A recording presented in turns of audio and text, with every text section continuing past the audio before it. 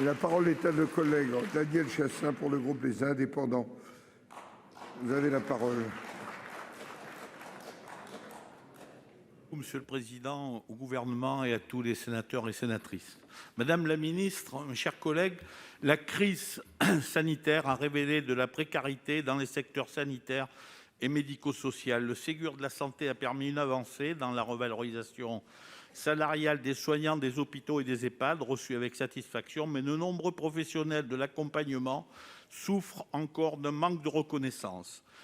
Les foyers occupationnels et les foyers d'hébergement, les deux gérés par le département, n'ont reçu aucune information sur les revalorisations annoncées le 8 novembre par Monsieur le Premier ministre. Au sein des maisons d'accueil spécialisées et des IME, financées les deux par l'ARS, les personnels administratifs, hôteliers et d'entretien et éducateurs spé sont exclus des mesures de revalorisation, alors que dans les EHPAD, la totalité du personnel bénéficie de la prime mensuelle de 183 € net. L'aide sociale à l'enfance et les maisons de l'enfance à caractère social ne bénéficient pas, quant à elles, d'aucune mesure de revalorisation sociale. Aussi, les directeurs de certaines associations gérant plusieurs structures sont dans une situation très compliquée, confrontés à des inéquités salariales très difficiles à justifier auprès des employés et des syndicats.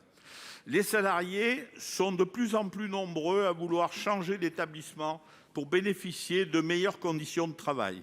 La conférence des métiers de l'accompagnement annoncée pour le 15 janvier a été reportée. Madame la ministre, pour un traitement équitable de tous les employés d'établissements financés par l'ARS et le département, devraient pouvoir bénéficier d'une revalorisation salariale financée par l'État.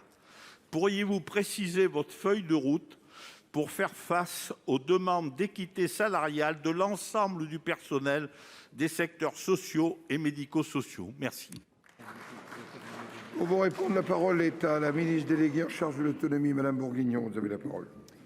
Merci, Monsieur le Président. À mon tour de vous présenter mes meilleurs voeux, Mesdames et Messieurs les sénateurs. Monsieur le sénateur Daniel Chassain, je vous rappelle un peu sur quoi reposait le Ségur de la santé.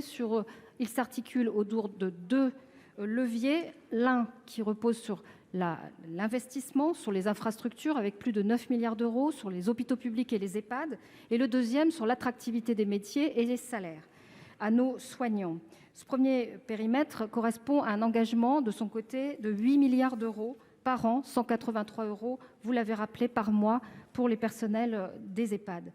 Les missions conduites par M. Laforcade a permis en février d'obtenir une première extension sur les structures rattachées aux établissements publics de santé ou à un EHPAD de la fonction publique hospitalière. Un deuxième accord d'extension est intervenu en octobre pour les soignants des structures publiques non rattachées à un établissement public.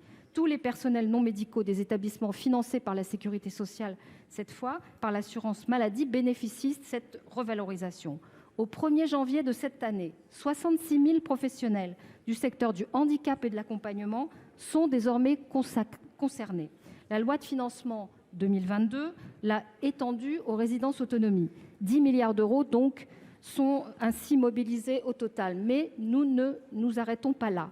Le Premier ministre a annoncé l'organisation prochaine d'une conférence des métiers de l'accompagnement du médico-social dont l'ambition est la suivante: fixer un cap, une méthode partagée avec toutes les parties prenantes. Je vous rappelle qu'il y a beaucoup d'opérateurs sur ce secteur, l'État, les départements, les partenaires sociaux, pour apporter dans les meilleurs délais la meilleure réponse.